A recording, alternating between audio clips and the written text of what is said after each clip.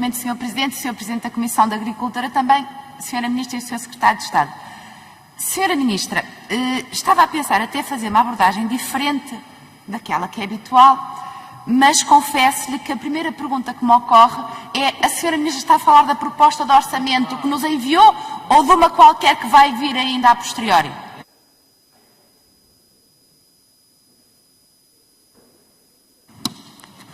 Bem, muito obrigado. Aproveito para cumprimentar todos os senhores deputados. Sra. Ministra, tem a palavra para responder. Senhora Deputada, a senhora teve acesso aos mesmos dados. Aliás, o relatório que enviámos é claro e, portanto, não tenho dúvidas nenhumas que aquilo que lhe apresentei é o orçamento para 2021. Aliás, é bem reforçado do ponto de vista dos números que aqui acabei de trazer. Muito obrigada. Obrigado, Sra. Ministra. Sra. Deputada Emília Cerqueira, tem a palavra. Obrigada, Sr. Presidente. Sra. Ministra, eu vi a proposta que nos mandou, aliás, tal como vi a primeira e a segunda nota explicativa que nos mandou ainda ontem, e de repente, depois de ouvir a verdade, é que eu pensei que tinha havido uma terceira nota explicativa com alterações que me tivessem escapado. Pelos vistos, a Sra. Ministra diz que não. Já percebemos que aquilo que nos vem habituando é que falámos tudo menos daquilo que está no Orçamento de Estado. Também, Sra. Ministra, deixe-me que lhe diga, eu não pretendo hoje falar da falta de peso político da Sra. Ministra, da perda de competências que todos os dias acontecem, da atitude predatória que o Ministério do Ambiente tem para com este Ministério, centenário, diga-se, que todos os dias perde relevância. Não é disso que eu lhe quero falar. Quero mesmo falar do orçamento de uma maneira mais objetiva. E dito isto, Sra. Ministra, esta opção, aliás, não disponibilizarem atempadamente a discriminação dos orçamentos dos serviços integrados e dos fundos de serviços autónomos impede uma discussão transparente, Sra. Ministra. Malgrado aqueles anúncios que aqui fez, depois a verdade é que setorialmente nunca nos apresenta aquelas que são as medidas.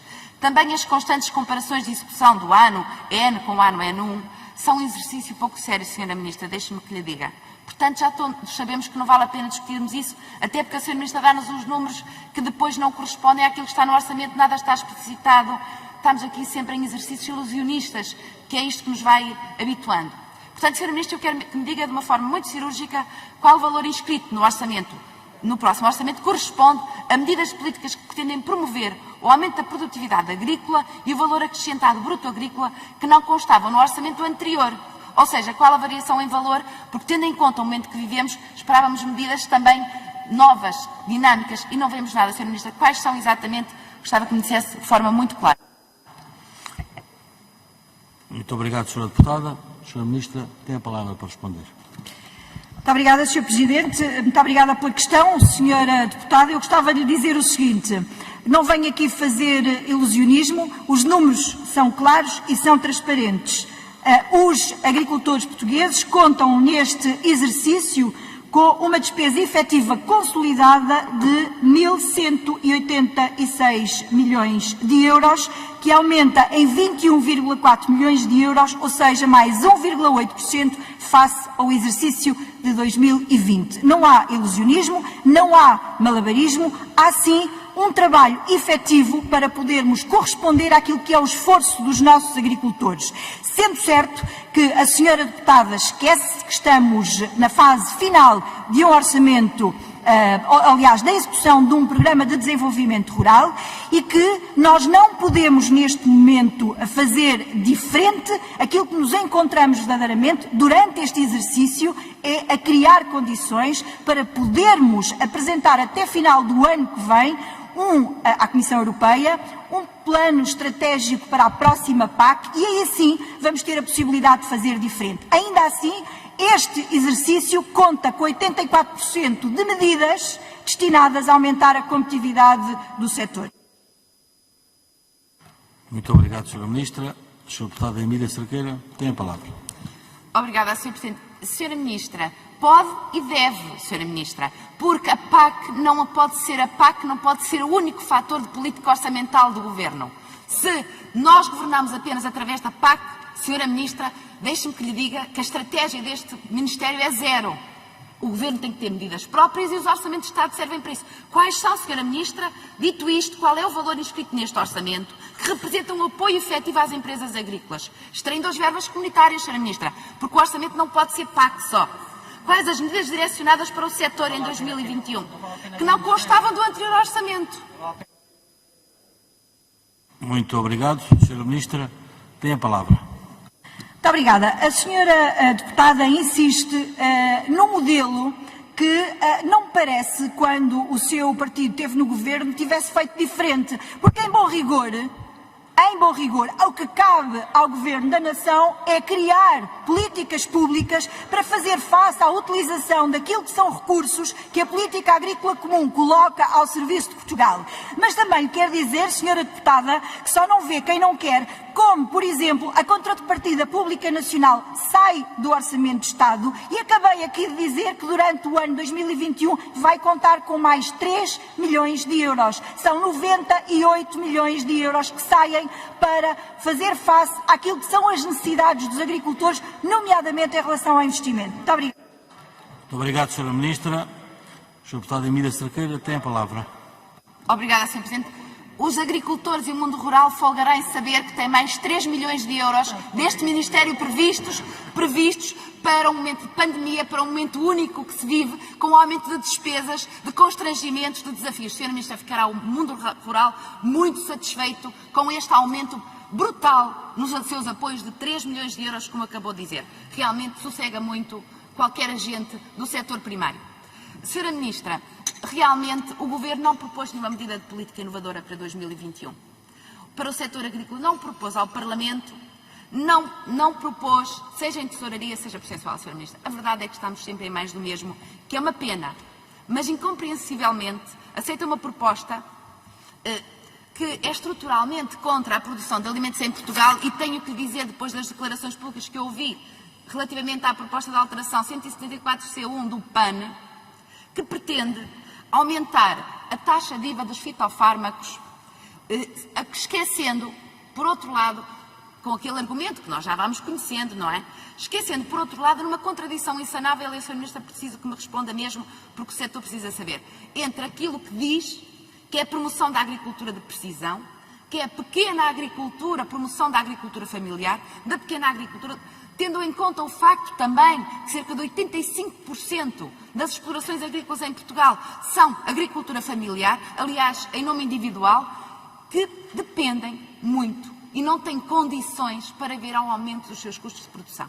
Portanto, Sra. Ministra, gostava que nos explicasse se corresponde à realidade, que o Governo vai aceitar estas propostas de um partido que, aliás, normalmente anda contra o mundo rural, porque não gosta do mundo rural como ele é, ou se não vai. Julgo que o mundo rural gostará de ter esta explicação.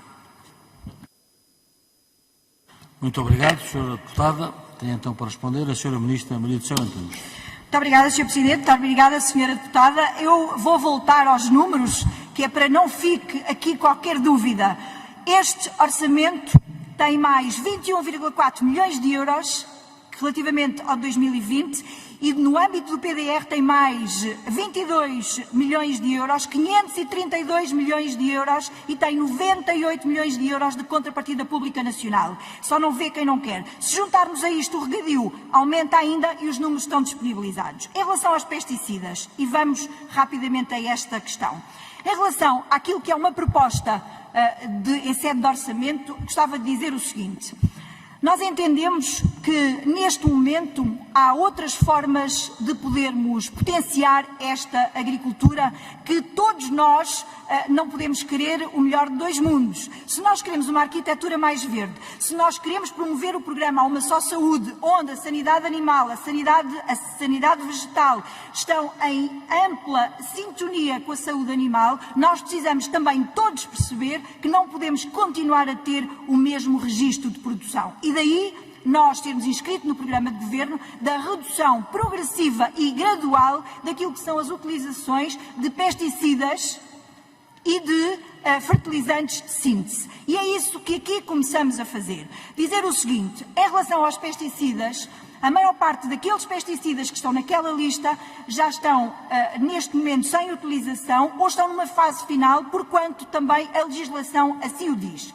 Depois, relativamente ainda aos pesticidas, por exemplo, uma das coisas que nós já estamos a fazer hoje, aliás, veja-se com as pragas do castanheiro, com a xilela, veja-se com aquilo que é mosca dos citrinos, que é luta biológica, e nós queremos muito incentivar isso mesmo. E em relação aos fertilizantes, aquilo que nós estamos a fazer é passar aquilo que são os fertilizantes de síntese para a taxa intermédia e, com base nisso, passarmos a ter formas mais orgânicas de utilização que existem. Por isso é que apresentámos muito recentemente a estratégia para o tratamento e o uso dos efluentes agropecuários para que possam ser utilizados e incorporados como forma de termos produções mais sustentáveis. E, portanto, é tudo isto que está neste orçamento e é isto que nós queremos fazer, nomeadamente no polo de Santarém, onde a agricultura circular já é desenvolvida e onde queremos fazer um reforço efetivo de competências para trabalharmos esta matéria. Aquilo que se pretende neste momento é fazer efetivamente a construção de um conjunto de políticas públicas que levem à utilização não só da luta biológica em detrimento e do bem-estar animal, em detrimento da utilização de pesticidas como estes. Por outro lado, e em relação aos fertilizantes também já disse. E queria dizer o seguinte, Sra. Deputada, não tínhamos aqui dúvida nenhuma, todos os agricultores que têm contabilidade organizada podem e devem fazer aquilo que é depois o reembolso do IVA. Em relação ao pequeno agricultor, aquele que não tem atividade, também está previsto neste orçamento, podemos reforçar a nossa rede de competências para ajudarmos os pequenos agricultores, os que não estão inscritos, a fazer esta passagem. Não queremos que ninguém fique para trás. Obrigado, Sra. Ministra. Tem então novamente a palavra a Sra. Deputada Emília Cerqueira. Obrigada, Sr. Presidente. Sra. Ministra, não quer que ninguém fique para trás, estando automaticamente a deixar para trás cerca de 85% dos agricultores, que essa é a realidade da nossa agricultura. E já agora, para que fique claro, Sra. Ministra, não está em causa as boas práticas, a diminuição dos fertilizantes químicos. Todos nós somos a favor de que os fitofármacos sejam usados de uma forma precisa e a sua diminuição sempre que possível, obviamente, porque as boas práticas agrícolas têm que ser um fator que todos nós move. Não é isso, Sra. Ministra. A senhora não respondeu. A Sra. Ministra não só não respondeu, como respondeu a outra coisa, não àquilo que lhe perguntámos. Respondeu, Sra. Ministra, que sim, estávamos a favor da diminuição. Todos estamos. Mas isso é uma não resposta. A questão é, Sra. Ministra, admitindo aqui já o aumento do IVA para esses fitofármacos, se tenha em conta que os principais prejudicados são precisamente aqueles que a Sra. Ministra diz proteger, que é os pequenos agricultores, a agricultura familiar, estendida pelo território, fundamental para a coesão territorial, para a fixação das pessoas e para rendimento, Sra. Ministra. Porque os agricultores não podem viver do subsídiozinho que lhes dá porque lhes aumentou o IVA, Sra. Ministra. O agricultor tem que ter rentabilidade da sua produção e ela tem que ser reconhecida. E, portanto, queria-lhe deixar essa nota, Sra. Ministra. Tenha em conta que está-se a esquecer de cerca de 85% do mundo rural. Obrigado, Sra. Deputada. Tem então a palavra para responder a Sra. Ministra Maria do Céu Antunes. Das quase 145 mil explorações, 36% correspondem a pequenas explorações. Todas elas com contabilidade organizada, todas elas vêm àquilo que é o regime da pequena agricultura e podem ter a recuperação do IVA. Repito, esta não é uma medida penalizadora, é uma medida que quer criar condições para efetivamente haver uma transição que é justa, onde já há hoje formas de fazer esta alteração. E ou bem que queremos esta transição que aconteça, ou então não faz sentido andarmos aqui porque depois é apenas retórica. E, portanto, esta é uma medida que cria condições para nós próprios nos corresponsabilizarmos, como já fizemos noutras alturas, para fazermos esta passagem. E é ao lado destes agricultores que estamos e que vamos continuar a estar. Obrigado, Sra. Ministra. Tem então a palavra do Grupo Parlamentar do PSD, a Sra. Deputada Emília Cerqueira. Obrigada, Sra. Sra. Ministra, nem sei que lhe diga quando acha que os agricultores familiares, a pequena agricultura, têm contabilidade organizada. Só esse desconhecimento da realidade diz tudo, infelizmente. Mas já agora, Sra. Ministra, anunciou aqui os pagamentos da PAC, aqueles que os nossos agricultores tanto esperaram. O que nós ouvimos é os agricultores queixar-se que afinal não receberam, não cumpriu o programa em outubro, Sra. Ministra. O que nos tem a dizer sobre isso? Muito obrigado, Sra. Deputada. Sra. Ministra, tem a palavra. Muito obrigada, Sr. Presidente. Então, duas questões. Uma, em relação à pequena agricultura. Eu acho que é bom que os senhores deputados também percebam qual é a diferença entre a pequena agricultura e a agricultura de subsistência. São coisas diferentes. A pequena agricultura é organizada. A pequena agricultura é organizada. Outra coisa há uma agricultura de subsistência que não é organizada e que é aquela que nós sabemos que algumas famílias fazem. São coisas diferentes e têm que ser tratadas de maneira diferente. Muito bem. Passando ao ponto seguinte.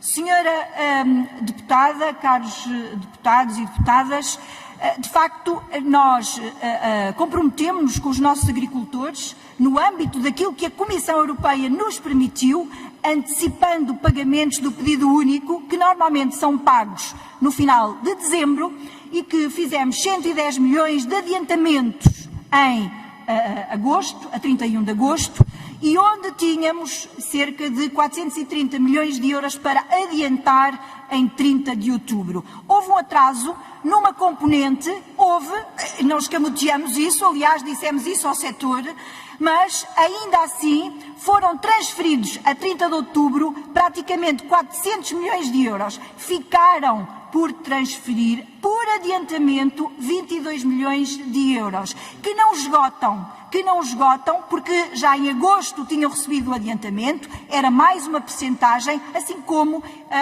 vão receber o restante em dezembro. Sendo certo, só para concluir, que este pagamento está neste momento a acontecer. Muito obrigada.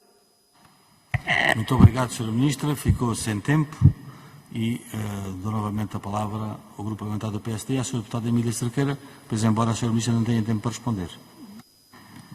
Obrigada, Sr. Presidente. Já vamos ficando habituados com o Governo que não sabe gerir o tempo, portanto, à semelhança do que vai acontecendo com o país, é a mesma coisa que acontece com o tempo. Malgrado esta falta de gestão e falta de tempo, Sra. Ministra, há duas ou três questões que ainda vou ter que aqui abordar e depois deixar-lhe, caso entenda aceitar, cerca de 30 segundos para responder, porque o PSD, como sempre, é diligente nos tempos e faz bem a sua gestão. Sra. Ministra, tenho que voltar à DGAV. Eu não queria falar da DGAV, mas tenho que voltar à DGAV, realmente. Continuamos com esta questão da DGAV, que surgiu em julho de uma forma quase inopinada por força daquele feliz incidente que aconteceu em Santo Tirso, e com isto temos vindo a ter uma grande evolução com o Ministro do Ambiente, para além depois daquele comentário do Sr. Ministro, o Ministro do Ambiente a assumir a tutela já dos animais de companhia, como fazendo parte integrante do seu Ministério, e também, Sr. Ministra, com alguma preocupação, começamos a perceber o porquê do Sr. Ministro do Ambiente fazer essas declarações. Basta para isso atendermos que no seu gabinete tem como conselheira, não sei se principal ou não principal, uma senhora que nós temos que realmente ter em conta isto, que a sua vida é animais de rua e abrigos de animais e, portanto, isto começa logo por ser uma visão muito pouco distanciada da realidade. Porque a verdade é que o setor, todos os especialistas, quer nacionais, quer internacionais, ainda estes dias tivemos um artigo muito interessante sobre isso, são contra, até porque acham que não está em causa com isto o bem-estar animal, e é uma questão muito importante para nós, quer dos animais de companhia, quer dos animais de produção, porque animais são animais e o bem-estar deles tem que estar sempre tido em conta. Portanto, Sra. Ministra, já se apercebeu da gravidade e vai lutar até ao fim pelo bem-estar animal? Os 30 segundos que lhe prometi, Sra. Ministra. Muito obrigado. Sra. Ministra, se quiser aceitar, tem os 30 segundos para responder. Muito obrigada. Eu gostava de dizer que esta forma de regimento, de facto, leva a esta questão, aliás, o dar resposta a todas as questões que os senhores deputados aqui trazem, de facto, tem estas condicionantes. Mas gostava de dizer o seguinte, e de forma muito telegráfica. Senhora deputada, falaremos da DGAV e das suas competências sempre que necessário e sempre para valorizar o papel inestimável daquele organismo na defesa da saúde, do bem-estar animal, que é isso que continuamos a fazer, pese embora aquilo que seja um modelo de reorganização de competências que está em curso. Muito obrigada.